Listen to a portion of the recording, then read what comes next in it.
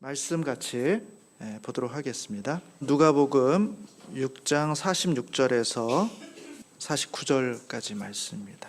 우리 찾으셨으면 한 절씩 교독하도록 하겠습니다. 제가 먼저 봉독합니다. 너희는 나를 불러 주여 주여 하면서도 어찌하여 내가 말하는 것을 행하지 아니하느냐?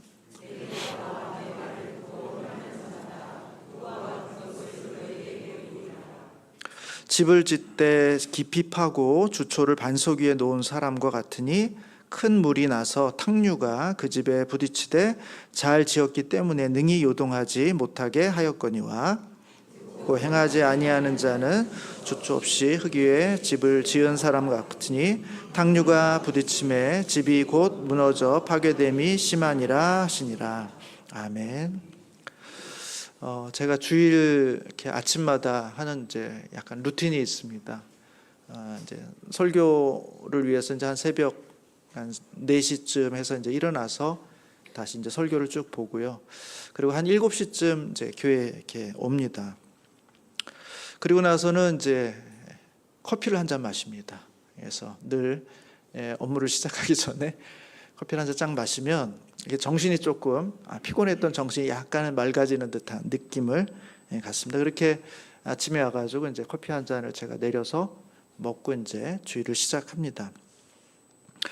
오늘 아침에도 이제 그렇게 왔는데 오늘은 조금 좀 시간이 좀 촉박하게 와서 제가 직접 커피를 내리지 못하고 저희 간사님께 이제 부탁을 드렸어요. 간사님, 커피 한 잔만 좀 내려주시면 좋겠다 이렇게 말씀드렸더니 간사님이 좀 있다가 커피를 가져다 주셨습니다. 그러면서 저에게 건네시는 말씀이 목사님 투샷입니다 이렇게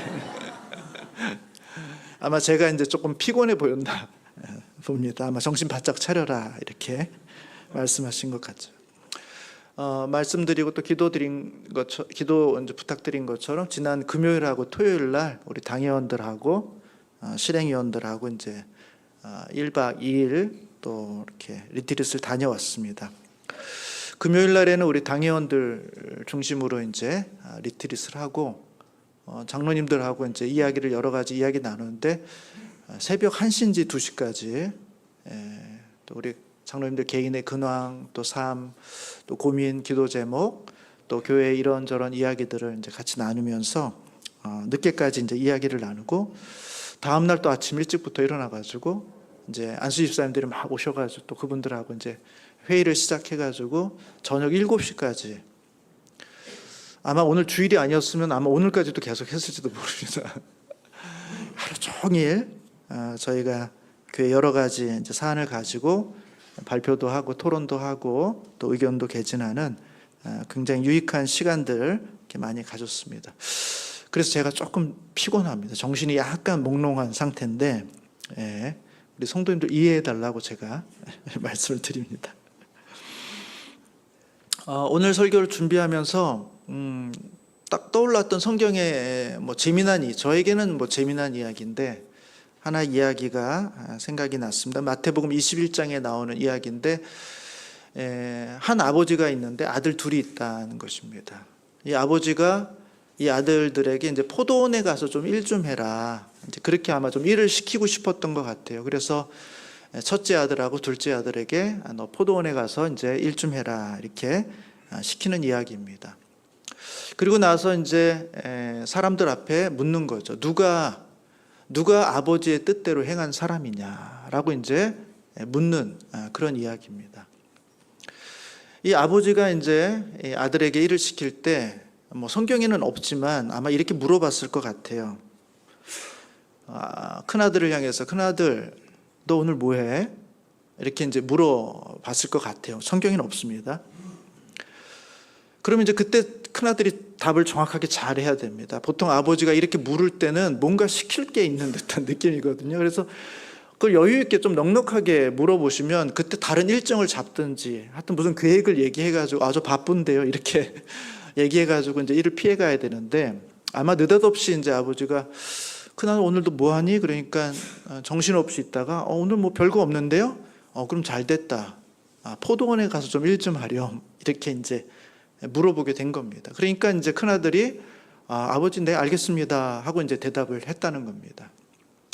둘째 아들에게도 이제 요구를 하는 거죠. 둘째, 오늘 너 뭐하니? 뭐 별일 없는데요. 아, 그래? 그럼 너 둘째 오늘 포도원에 가서 좀 일 좀 하면 좋겠다. 이렇게 얘기하니까 둘째가 뭐라 그랬을까요? 제가 둘째인데 싫어요. 저 오늘 바빠요.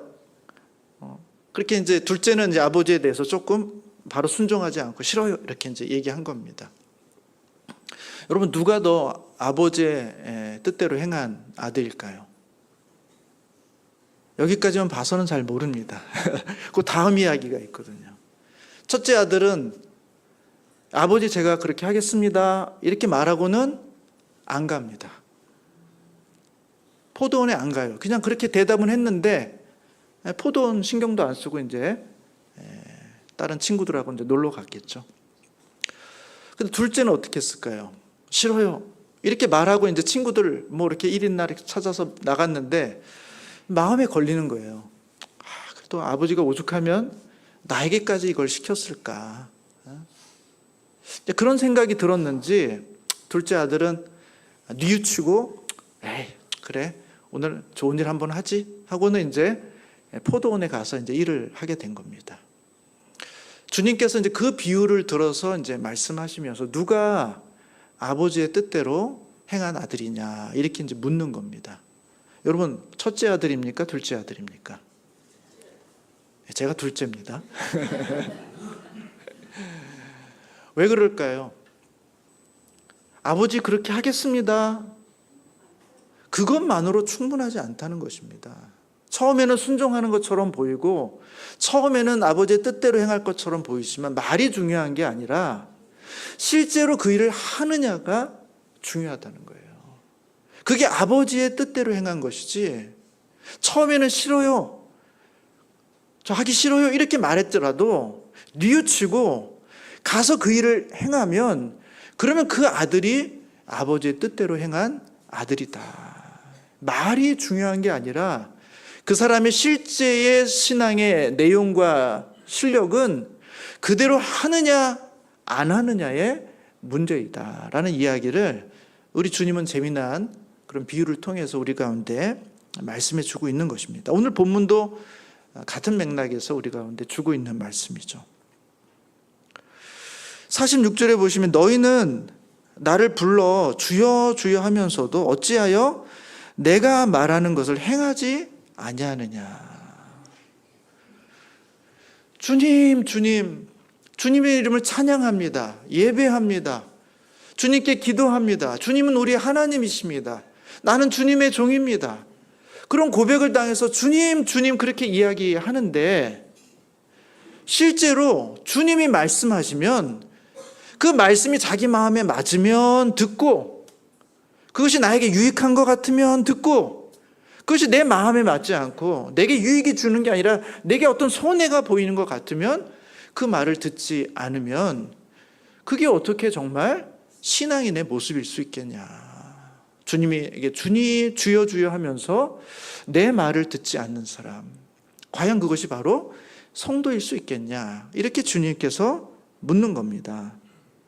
그러면서 47절에 비유를 들어요. 내게 나와 내 말을 듣고 행하는 사람, 주님의 말씀을 듣고 그것을 행하는 사람은 이와 같다 하면서 이제 비유를 드립니다. 누구와 같은 것을 너에게 보이리라 하면서 이제 하나의 비유를 드는데 집을 짓는 비유입니다. 여러분, 집을 지어 보셨습니까? 저는 뭐 대부분 다 집을 지어 본 적이 없죠. 저도 마찬가지입니다. 근데 저는 이제 공병대에서 근무를 했기 때문에 집을 짓는 걸 좀 보긴 봤습니다. 근데 안 지어봐도 다 알아요. 집을 지을 때 어떻게 하면 잘 짓나. 제대로 집은 어떤 집이냐. 땅을 팝니다. 왜 땅을 팔까요? 그냥 지으면 되지. 땅을 파서 안반이 나올 때까지, 견고한 안반이 나올 때까지 땅을 팝니다. 그리고 그 위에다가 기초를 놓는 거예요. 그래야 집이 안전한 겁니다. 그게 집을 짓는 사람의 매뉴얼이에요. 공식입니다. 그렇게 집을 짓는 게 맞는 겁니다. 그러니까 지금 이 사람은 그런 거예요. 집을 짓 때 깊이 파고, 왜 깊이 파요?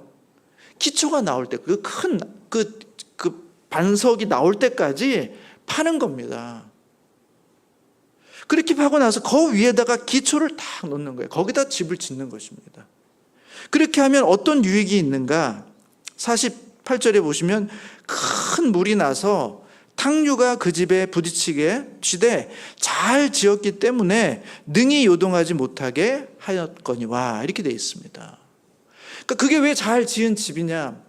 언젠가 한번 큰 홍수가 날 수 있다는 거예요. 비가 올 수 있다는 겁니다. 그게 뭐 매년 오는 비가 아니라 뭐 10년에 한 번, 50년에 한 번, 심지어 100년에 한 번 오는 그런 기상이변으로 발생할 수 있는 엄청난 비가 내리고 홍수가 나면 엄청난 물살에 많은 사람들의 주거지가 다 물에 쓸려가는데, 이렇게 지은 집, 반석 위에다가 지은 집은 그와 같은 홍수가 나고 물살이 세도 그 집은 요동하지 않는다는 거예요. 왜? 잘 지었기 때문에.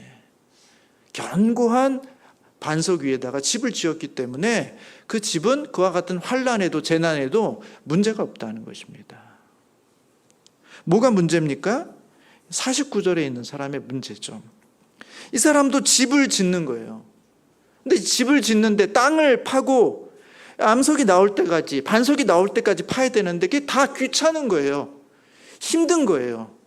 땅을 파는 게 얼마나 힘들겠습니까? 지금도 포크레인으로 파도 그게 쉽지가 않을 텐데 삽으로 파고 곡괭이로 파고 여러 사람들이 달라붙어서 땅을 파는 일이 얼마나 귀찮고 얼마나 번거롭고 이걸 얼마나 파야 암석이 나올지 알지도 못하는데 그 땅을 파는 일이 얼마나 힘들겠습니까? 그러니까 이 사람은 땅을 팔 생각을 안 하는 거예요. 그냥 흙 위에다가 돌만 조금 고르고 마치 텐트를 치듯이 그 위에다가 그냥 기초를 딱 놔버리는 겁니다. 그리고 그 위에 집을 지어 올리는 것입니다. 얼마나 간단합니까? 얼마나 공사 기간도 짧고 비용도 적게 들겠습니까? 이렇게 지은 집이 더 괜찮은 것처럼 보여요. 왜? 땅을 파고 한 집은 비용이 많이 들잖아요. 시간도 많이 들잖아요. 그 비용을 다 아껴서 집을 꾸미고 인테리어를 하고 좋은 시설을 갖추면 더 괜찮고 그럴싸한 집이 나타나게 된다는 거예요. 그러니까 사람들이 힘들고 돈 많이 드니까 그거 안 하고 그냥 땅 위에다가 돌만 조금 고른 다음에 집을 짓는다, 이런 것입니다. 뭐가 문제입니까? 49절에 보시면 탕류가 부딪힘에 집이 곧 무너져 파괴됨이 심하니라. 언젠가, 그 매년은 아닐 수 있어요. 30년에 한 번, 50년에 한 번, 100년에 한 번 오는 그런 엄청난 재앙이 갑자기 들이닥칠 때 이 집은 견디지를 못한다는 거예요. 무너짐이 심하니라, 이렇게 말하고 있는 것입니다. 여러분, 사람들이 다 알죠. 이게 집 짓는데 어떻게 집을 져야 되는지 다 압니다. 이 명백하고 분명한 원리를 망각하고 우리가 신앙생활을 하려고 할 때 얼마나 큰 문제가 있는지 너희들은 기억해라, 이렇게 주님 말씀하고 있어요. 너희들 왜 신앙의 집을 지으면서 땅 파는 수고를 안 하려고 하니? 이 안반이 나올 때까지, 반석이 나올 때까지 깊이 파야 되는 이 수고, 이 노력, 이 비용, 왜 이것을 지불하지 않으려고 하니? 마치 주여 주여 하면서 주님께서 너희들에게 이렇게 하라, 이것이 좋은 것이고 절대로 이것은 하지 마라, 그렇게 하면 너는 큰 해를 입을 것이다, 말씀해 주신 많은 내용들이 있는데 다 알면서, 이 원리를 모르지 않으면서도 왜 그것을 행하는 일에는 그렇게 야박한가? 그것을 행하는 일에는 왜 이렇게 게으른가? 그렇게 우리의 신앙의 집을 지어가면 지금은 괜찮고 지금은 멀쩡해 보여도 어느 순간, 그 10년에 한 번이든 30년에 한 번이든 50년에 한 번이든 우리 인생 가운데 재앙의 순간이 올 때 그 모든 것들이 다 무너진다는 사실을 지금 주님은 우리 가운데 가르쳐주고 있는 것입니다.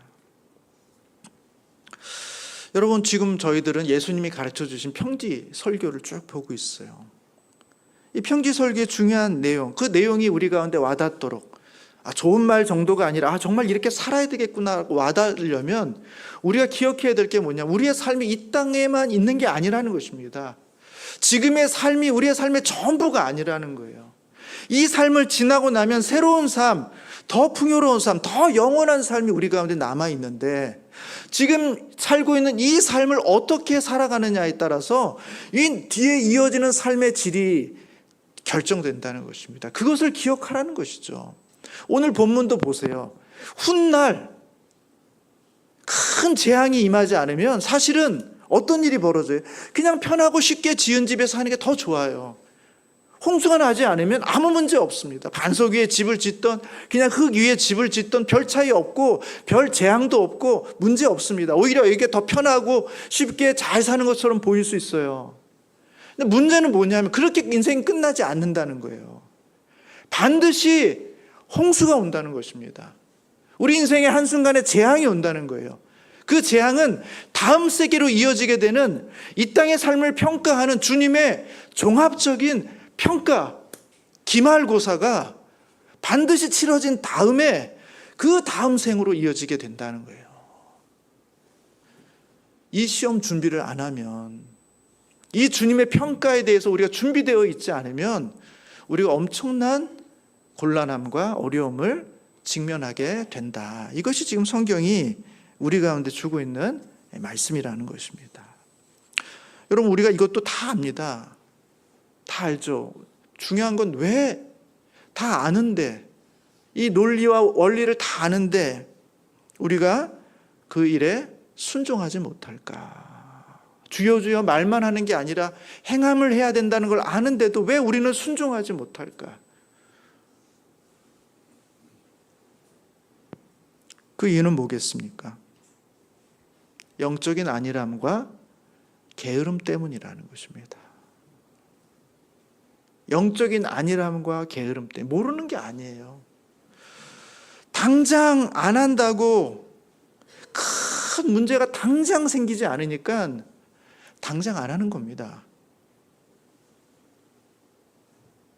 지금 안 해도 다음에 언젠가 또 그런 기회, 할 수 있는, 준비할 수 있는 기회가 있을 거라고 생각하니까 지금 굳이 내가 해야 되겠다 하는 시급한 마음이 우리 가운데 없는 거예요. 내가 의지만 가지면 언제든지 할 수 있다고 생각하는 것입니다.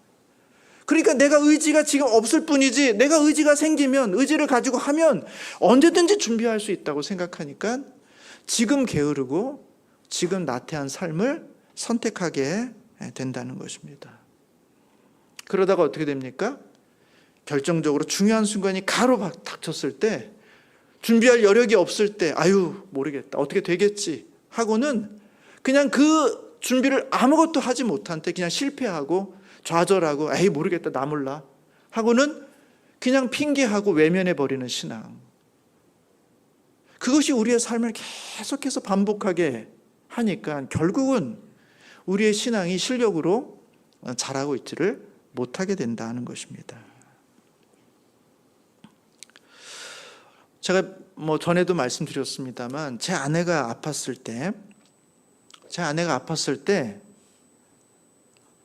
아내가 나중이 아니라 얼마 가지 못해서 내 곁을 떠날 수도 있겠는데?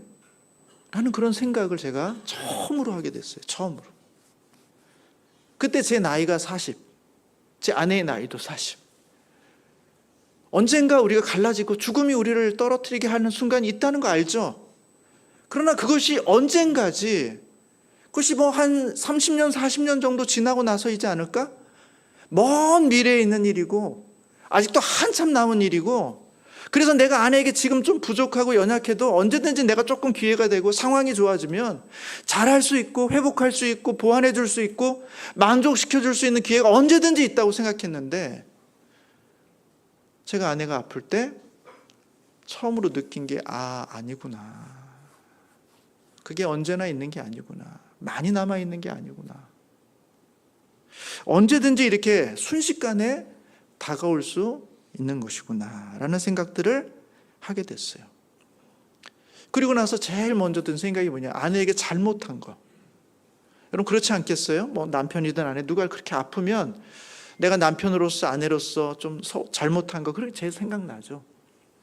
저도 그런 일이 막 생각났어요. 내가 아내에게 잘못했죠. 혹시 그런 것 때문에 이렇게 아픈 거 아닐까?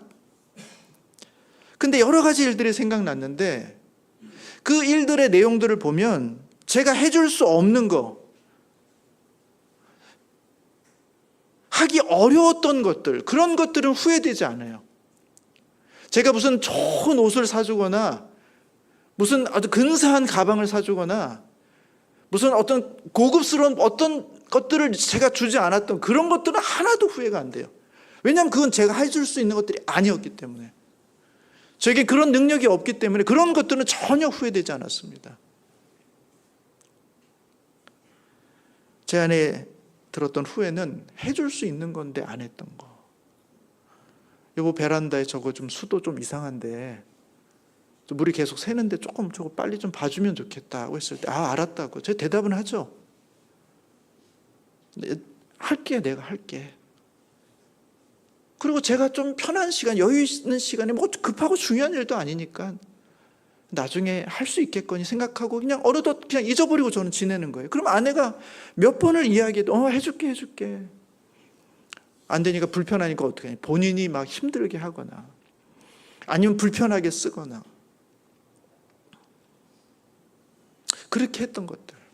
여보, 화장실 저 지금 환풍기가 조금 문제가 있는 것 같은데 저거 어떻게 손 좀 봐주면 좋을 것 같은데, 알았어, 제가 해줄게. 그냥 언제든지 해줄 수 있는 거라고 생각했던 거죠. 우리 아이들하고 뭐 이런 시간, 아이들 뭐 이런 특별한 날인데 뭔가 좀 이렇게 하면 좋을 것 같은데, 그래, 뭐 해야지. 그런 작은 것들, 내가 해줄 수 있는 것들, 언제든지 할 수 있다고 생각했던 것들을 제가 해주지 않아서 생각했던 그 작은 아픔들, 상처들, 서운함들, 그런 것들이 제 마음에 크게 남아 있었습니다. 게을렀고 귀찮아서 언제든지 할 수 있을 거라고 생각해서 하지 않았던 것들이 가장 후회되는 순간으로 저에게 남아 있었던 것입니다. 우리 인생에는 끝이 있습니다. 여러분, 우리가 잘 아는 라틴어가 있죠. 메멘토 모리라는 라틴어가 있어요. 메멘토 모리. 이곳저곳에 많이 쓰니까 아마 대부분 아실 겁니다. 죽는다는 것을 기억하라. 죽는다는 것을 기억하라. 메멘토 모리. 장례식에 갈 때마다 물론 그 유가족들을 위로하기 위해서 가는 것이지만 동시에 사람은 죽는 거구나. 사람은 언제 끝이 있구나. 얼마 전 어느 장례식장을 갔을 때 나이 많은 분들이 돌아가는 영정사진도 있지만 그 화면에 모니터에 보면 이제 막 30살이 넘은, 이제 막 40이 된 것 같은 그런 젊은 분들의 그런 사진을 보면서, 아니, 저런 분들도 돌아가시는구나. 메멘토 모리, 죽는다는 것을 기억해라. 끝이 있다는 것입니다. 우리 인생도 그래요. 끝이 있어요.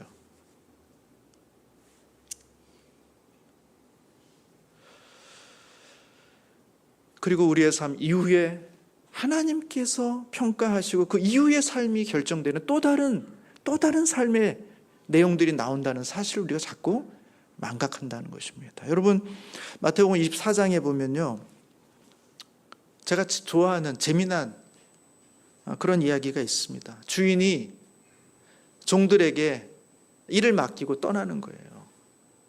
이 종들 중에는 뭐 표현해 보면은 충성되고 지혜 있는 종이 있고 악한 종이 있습니다. 그래서 딱 보면 이 원래 그 안에 종들은 이 두 부류로 나눠져 있구나. 그게 아니에요. 다 그냥 같은 종입니다. 그런데 나중에 결과를 보니까 이 종들은 충성되고 지혜 있는 행동을 했구나. 이 종은 악한 행동을 했구나. 이렇게 나누어지는 거지.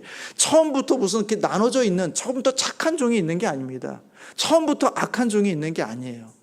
그냥 모든 종들에게 주인이 일을 맡기고 멀리 떠난 겁니다. 언제 돌아온다는 얘기 없이 떠난 거예요. 근데 종들을 보니까 종이 두 종류로 갈리는 겁니다. 첫 번째 종은 이런 거예요. 충성되고 지혜 있는 종이에요. 도대체 충성되고 지혜 있는 종은 어떻게 하는가? 매일매일 주인이 없음에도 불구하고 주인이 맡겨준 그 일을 하는 거예요. 출근해서 그 일을 하고 퇴근할 때까지 그 일을 열심히 하다가 퇴근하는 겁니다. 다음날 또 출근해서 그 일을 하고 그 일을 하다가 또 퇴근할 때가 되면 퇴근하는 거예요. 주인이 언제 오느냐, 언제 오지 않느냐, 언제 무슨 상관이 없어요. 그냥 매일매일 자기가 해야 될 일을, 주인이 나에게 맡겨진 일을 그냥 하는 겁니다. 그 종들을 향해서 충성되다 이렇게 말하는 거예요. 지혜롭다 이렇게 말하고 있는 겁니다. 여러분 처음부터 충성되고 처음부터 지혜로웠을 거예요? 아니에요. 저는 그렇다고 생각하지 않습니다. 이 사람들이 충성될 수 있었던 것, 이 사람들이 지혜로울 수 있었던 것은 주님이 언제 올지 모른다. 오늘 아침에라도 내가 올 수 있는 거고 내일 아침에라도 올 수 있기 때문에 주님이 언제 올지 모르기 때문에 두렵고 떨리는 마음으로 그냥 매일매일 그 일을 하는 겁니다. 왜?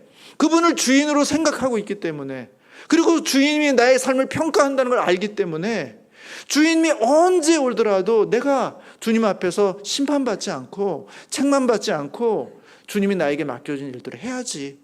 혹시 내가 열심히 하다가 하루 쉬는데 그날 주님이 오시면 그것만큼 억울한 일이 어디 있습니까? 매주 교회 안 빠졌는데 오늘 비 너무 많이 온다고 내가 오늘 딱 빠졌는데 하필 그날 주님이 이 땅에 오시면 그거 얼마나 억울해요. 그러니까 그렇게 안 되려고 비가 오나 눈이 오나 그냥 주님이 언제 오시든지 주님이 오시는 그 날을 내가 흠없이 보내려고 그렇게 매일매일 주님의 오심을 기다리면서 때리는 두려워하면서 자기의 일을 한 결과가 충성되고 지혜로운 것으로 나타난 것입니다.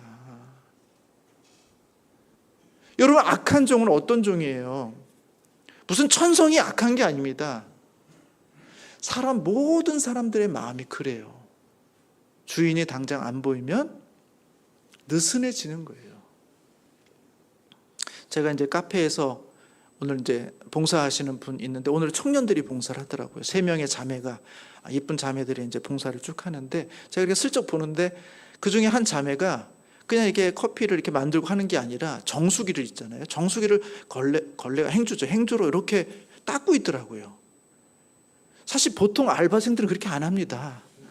뭐 알바생도 아니지만 그냥 커피를 만드는 기능만 하는 거지 손님이 없다고 해서 사람이 없다고 해서 청소 그렇게 안 해요.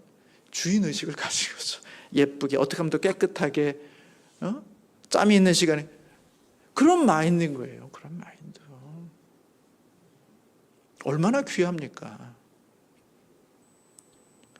그런데 더디에 온다. 주님이 안 왔으면 좋겠다.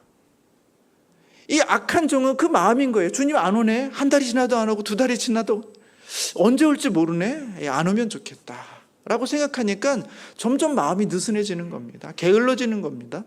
영적으로 안일해지는 거예요.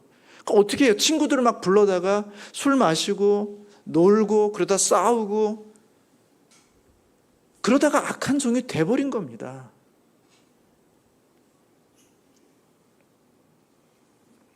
주님이 언제 우리의 삶에 찾아오셔서 우리를 평가한다라는 사실을 망각해 버릴 때 그때 우리는 이 악한 종과 같은 모습으로 나타난다는 거예요. 우리가 다 알죠. 말만 하면 안 되고 행해야 된다. 우리가 아는 지식이 행함으로 나타나려면 끝이 있다는 사실. 그리고 마지막에 하나님의 평가와 시험이 있다는 사실을 꼭 붙잡으셔야 돼요. 그것이 우리의 신앙을 새롭게 하고 우리의 신앙을 건강하게 만드는 거지, 그것이 없이 내 열심과 내 힘과 내 능력, 내 노력, 내 근면함, 아니요, 그것만으로 충분하지 않습니다. 여러분, 저는 우리 성도님들이 주님께서 우리 가운데 무엇인가를 요구할 때 그것이 옳은 일이고 나를 위해서 하시는 주님의 요구라면 때로는 마음이 선뜻 내키지 않아도 그냥 하실 수 있기를 바랍니다. 아멘이 없습니다. 오늘 설교의 제목이 뭔지 아세요? 위기를 넘는 신앙 행함. 되게 그럴듯하게 이렇게 했는데 사실 원래 제목은 이거 아닙니다. 원래 제목은 영어였습니다. 영어. Just do it. 나이키 슬로건입니다. Just do it. 원래 제목이 그걸로 하려고 그랬는데 성도님들이 좀 너무 건방지게 보일까 봐 저희를 왜 그 슬로건으로 잡았을까요? Just do it. 그냥 해. 망설이지 말고. 그 마인드가 있어야 뭔가를 할 수가 있는 거예요. 주저주저. 이거 하면 얼마나 피곤할까. 이거 또 갔다 오면 또 씻어야 되고. 이거 꼭 해야 되나? 안 해도 되는가? 내일 할 수 있는 거 아니까? 복잡한 생각하지 말고 그냥 해. Just do it. 그냥 운동화만 신고 잠깐 나가. 5km 안 뛰어도 되고 10km 안 뛰어도 돼. 그냥 just do it. 고민하지 말고 해. 그래야 할 수 있는 거야. 주님이 우리 가운데 주시는 말씀이에요. 그냥 내가 너에게 요구하는 것들을 그냥 해보렴. 복잡하게 생각하지 말고 이해를 따지고 뭐 득실을 따지고 그냥 해보렴 한번. 왜 그렇게 말씀하시겠습니까? 그러면 결과적으로 유익할 거야. 유익할 거야. 그러니 just do it. 그냥 해.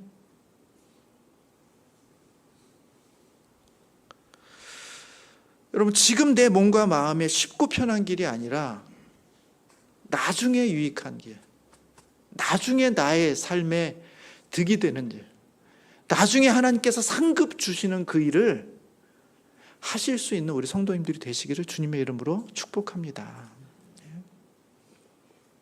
여러분, 우리가 우리 자녀들에게 요구하는 거 있잖아요. 부모님들 다 아실 거예요.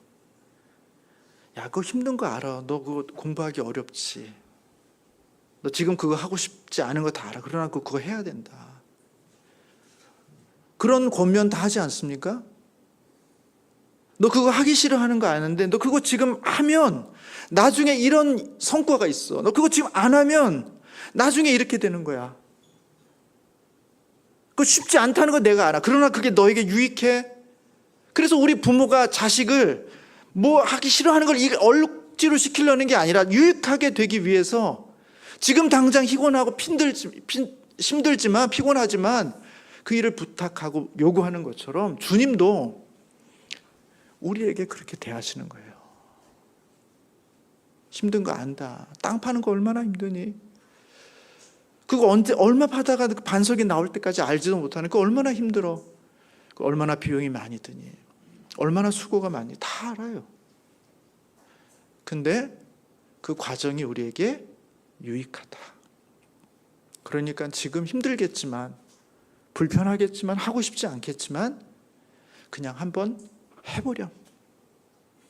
그러면 나중에 그것이 얼마나 유익했는지를 너희가 깨닫게 될 거야 라고 우리 주님이 우리 가운데 요구하고 있는 겁니다. 사랑하는 성도 여러분, 우리가 우리의 자녀들을 보면서 했던 그 마음 그대로 우리 주님께서 우리를 향해 하고 있다라는 사실들을 기억하시고 피곤함과 불편함과 또 어떻게 보면 비용이 발생하는 그 모든 과정 속에서도 하나님의 원하시는 일, 하나님이 이끄시는 일로 순종하며 나아가셔서 우리 인생 가운데 있는 기말고사를 좋은 성적으로 잘 치르실 수 있는 우리 성도님들 되시기를 주님의 이름으로 축복합니다. 기도하겠습니다.